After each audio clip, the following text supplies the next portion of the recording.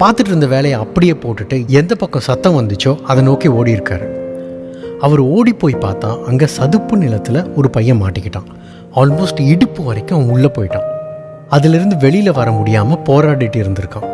இதை பார்த்து அவர் வேகமாக போய் அவனுக்கு ஹெல்ப் பண்ணி காப்பாற்றிட்டார். இது நடந்த அடுத்த நாள் ஒரு ஆடம்பரமான கார் ஒன்று அந்த விவசாயி வீட்டு முன்னாடி வந்து நின்று இருக்கு. அதுலேருந்து ஒரு பெரிய பணக்காரர் ஒருத்தர் இறங்கியிருக்கார்.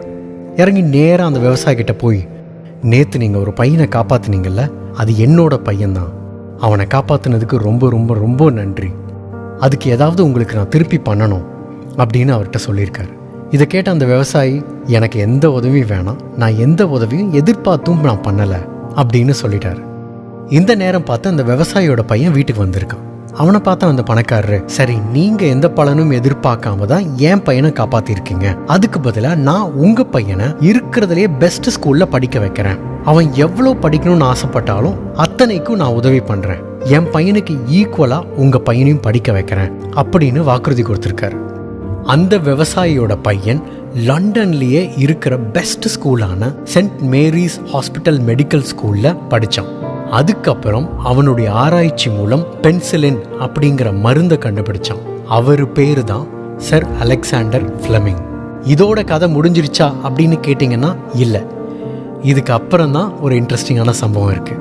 அது என்னன்னா, பணக்காரர் ஒருத்தர் ஹெல்ப் பண்ணியிருக்கார்ல, அவரோட பையனுக்கு உடம்பு சரியில்லாமல் போயிருக்கு.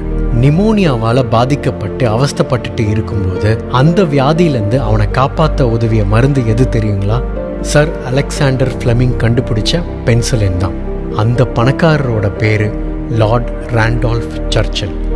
அவரோட பையன் பேரு சர் வின்சென்ட் சர்ச்சில். எங்கேயோ கேள்விப்பட்ட பேர் மாதிரி இருக்குல்ல? அவர் யாருன்னா, பிரிட்டிஷ் நாட்டை ஆண்ட பிரதமரில் ரொம்ப முக்கியமானவர். அந்த வின்சென்ட் சர்ச்சில் தான் 2 தடவை காப்பாற்றப்பட்டு இருக்கிறார். நீங்கள் என்ன செய்கிறீங்களோ அதுவே தான் உங்களுக்கு திரும்ப கிடைக்கும். நல்லது செஞ்சால் நல்லது நடக்கும், கெட்டது செஞ்சால் கெட்டது தான் நடக்கும். எந்த எதிர்பார்ப்பும் இல்லாமல் அந்த விவசாயி செஞ்ச உதவி அவரோட பையனோட படிப்பு செலவுக்கு உதவி இருக்கு. தன்னை படிக்க வச்சதுக்கு நன்றி கடனா சர் அலெக்சாண்டர் ஃப்ளெமிங் கண்டுபிடிச்ச மருந்து சர் வின்சென்ட் சர்ச்சிலோட உயிரை காப்பாற்றிருக்கு. இந்த கணக்கு நமக்கு புரியவே புரியாதுங்க. என்ன கேட்டால் நாம் புரிஞ்சிக்க வேணான்னு தான் சொல்லுவேன். ஏன்னா பின்னாடி என்ன நடக்கும்னு நமக்கு யாருக்குமே தெரியாது. ஆண்டவன் ஒருத்தனுக்கு மட்டும்தான் தெரியும். அதனால தான் கடமையை செய், பலனை எதிர்பார்க்காதே அப்படின்னு சொன்னாங்க. இந்த நேரம், இந்த கணம் மட்டும்தான் நமக்கு சொந்தம். இது நம்ம கையில் தான் இருக்கு. இப்போ நாம் ஒழுங்காக வேலையை பார்த்தா நமக்கு கிடைக்க வேண்டியது கண்டிப்பாக கிடைக்கும். அதை யாராலும் தடுக்க முடியாது. நமக்கு இதெல்லாம் கிடைக்கும்னு நம்ம எதிர்பார்த்து வேலை செஞ்சோன்னு வச்சுக்கோங்களேன், இன்னைக்கு வேலையை நாம் ஒழுங்காக செய்ய மாட்டோம். உங்களுக்கு புரிகிற மாதிரி சொல்லணும்னா, 6வது ஓவரில் 3வது பாலில் நான் 6 அடிப்பேன் அப்படின்னு யாராவது உங்ககிட்ட சொன்னால் அவனை நீங்கள் எப்படி பார்ப்பீங்க? முதல்ல இந்த பாலை ஒழுங்காக அடி, அதை அப்புறம் பார்த்துக்கலாம் அப்படின்னு தானே சொல்வீங்க. அதே தாங்க, இன்னைக்கு நம்மக்கிட்ட என்ன இருக்கோ அதை நாம் சரியாக செய்வோம்.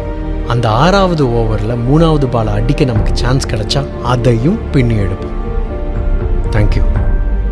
உன் வாழ்க்கை உன் கையில்.